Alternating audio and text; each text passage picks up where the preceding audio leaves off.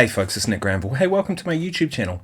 For those that are new around here, welcome. For those that have been around for a while, thank you very much for sticking with me with this whole thing and what I'm trying to achieve here. I really appreciate you all.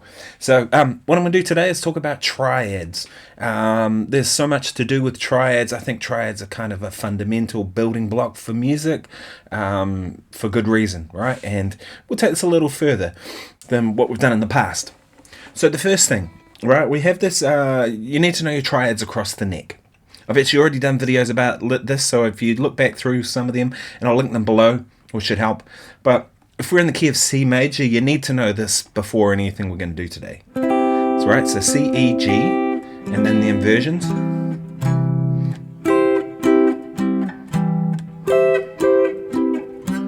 Right? That way, but also being able to visualize in this way as well.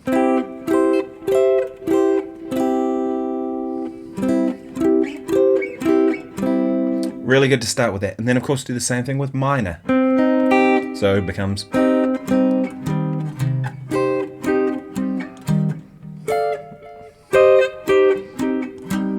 Had a brain fart for a minute. There you go. And any other that you can think of. sus2. Right. sus4.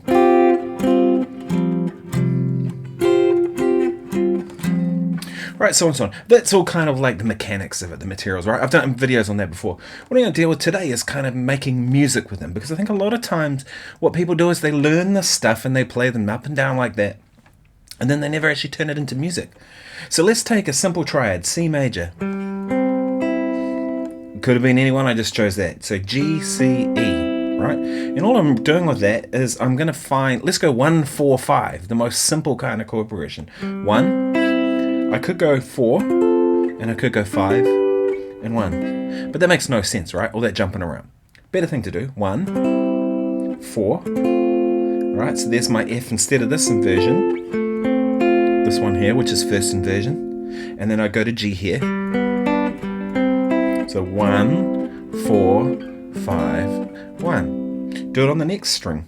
Next position, I should say. So that one there would be the root position. So root position C. Second position F, first position G, root position C. And try and see how many different places you can play 1, 4, 5 with just basic triads.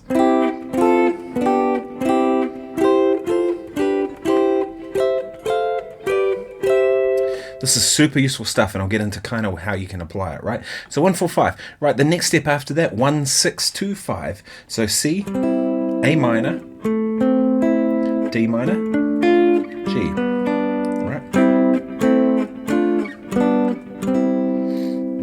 Pretty kind of simple stuff, but a lot of people haven't thought to do this. They go, oh, I know my triads, and then they've never put them into these kind of chord progressions, these are the building blocks of songs. So C, A minor, D minor, G, C.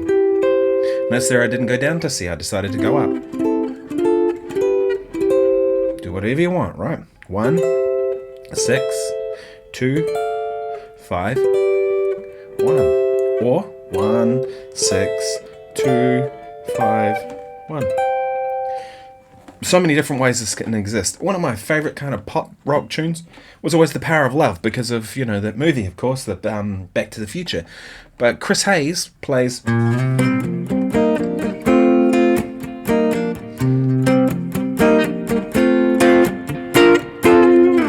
really cool kind of triad type thing, right? And to me that always stuck in my mind, because it was like, yeah, that's an awesome use of triads. And I remember when my guitar teacher showed me that when I was about 15 and just being like enamored with it. Another one that he taught us was Glamour Boys by Glamour Boys by Living Colour.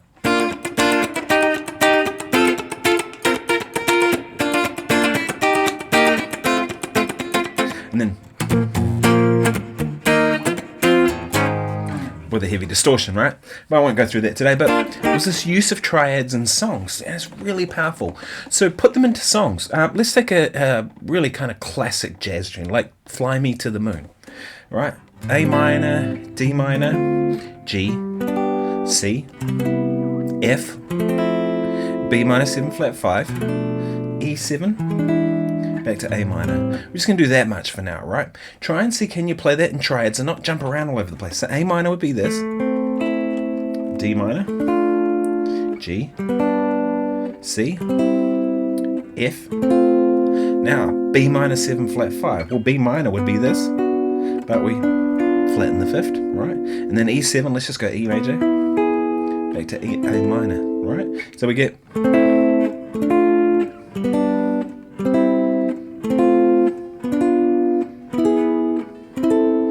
Now, I would never play that over a jazz tune. There's nothing about that that sounds jazz-like, right?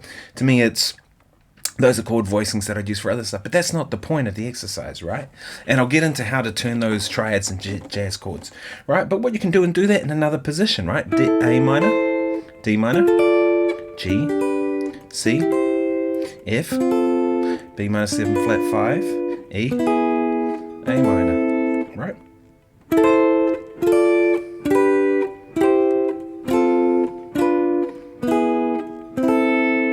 Now, no doubt when I did that, you probably heard some kind of pattern out of it, right? Right, so A minor.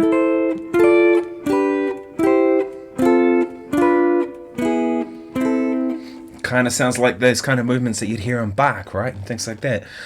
You know, these patterns, like same with Autumn Leaves, you know, that's another tune that you could do.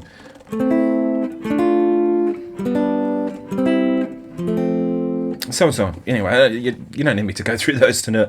But apply it to any tune you can think of, right? And you can take that a long way. Now, making music with this is like, the way I look at it, at least anyway, is you don't have to just use triads to play chords, right? This could be a chord. If I play them together, if I play them separately, you have an arpeggio, don't you?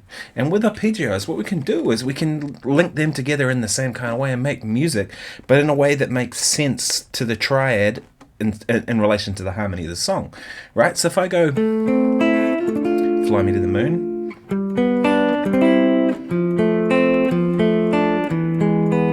and I go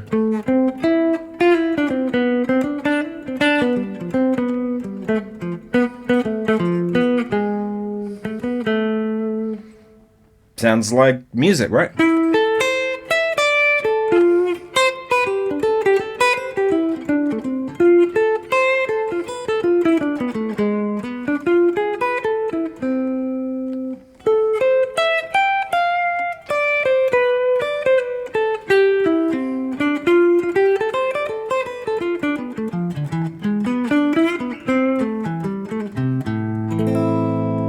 You can see it's kind of a cool approach, right?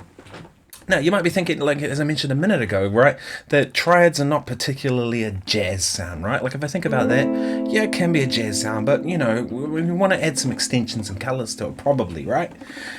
So let's just go with like a simple 7th chord, A minor 7. So instead of this, we could go,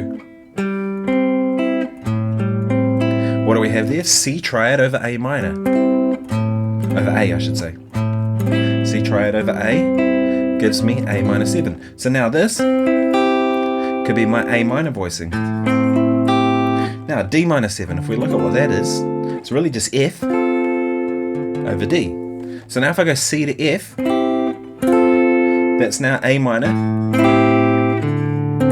to D minor 7, right? And we can do that with all the other chords, right? We can look at what the root note plus triad makes a 7th chord, and we can build these kind of structures.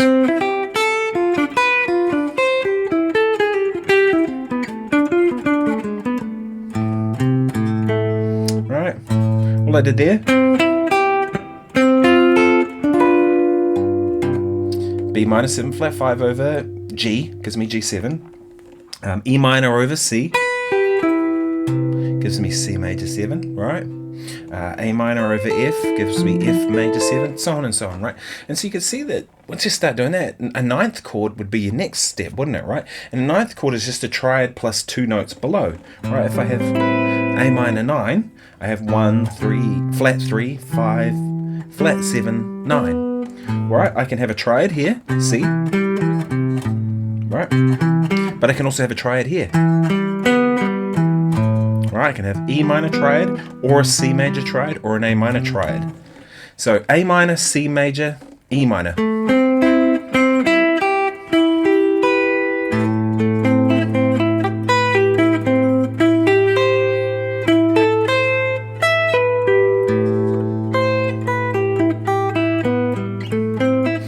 You can see how quickly this can kind of get out of control, right? Once you start applying it to tunes, because it's pretty cool stuff, right? That would be the thing I'd urge you to do, is right, start looking at like how to really integrate this stuff into real music and not just exercises, right? Exercises are important, but don't spend your life playing exercises. Play music.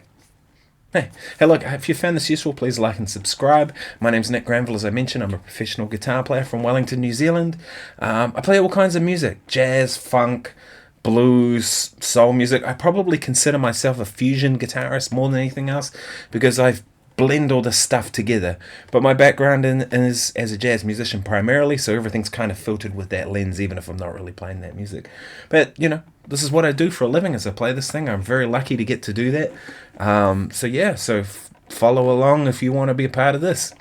And if you've been following along and been a subscriber for a while, then hey, thanks very much. You're super cool. Catch you in the next video. Cheers.